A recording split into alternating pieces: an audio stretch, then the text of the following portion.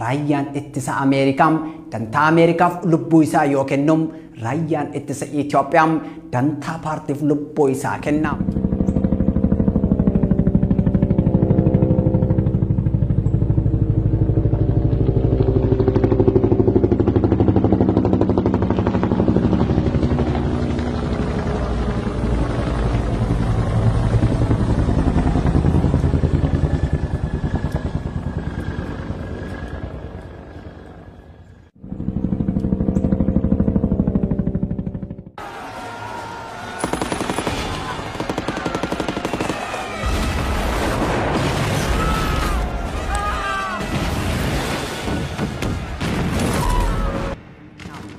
Seenaa Impaayera Itoophiyaa keessatti ijaarsi humna waraanaa mahal safarii hamma Imperiyaal Boodikaartii yookaan kubur zabanyaatti Imperiyaal Ministeera ittisa biyyaatti hamma raayyaa ittisa biyyaatti nacci libaashii hamma qay shabbareetti milishaa hamma humna addaatti Rippaabilikaan Gaardii hamma Command Postiitti kan ijaaramaniif aangoo mootummaa teeksuufi.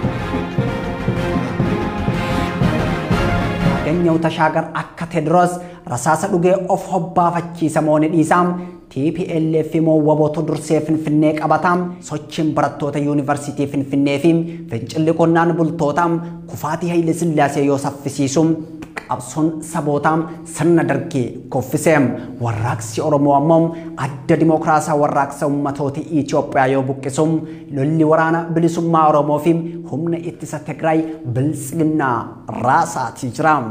Akkamitti ummanni ilmaan isaa jibba gaafiin jedhu ammoo gaafii akkamitti ilmaan ummataam ummata fixxi kan jedhuun deebi'aam.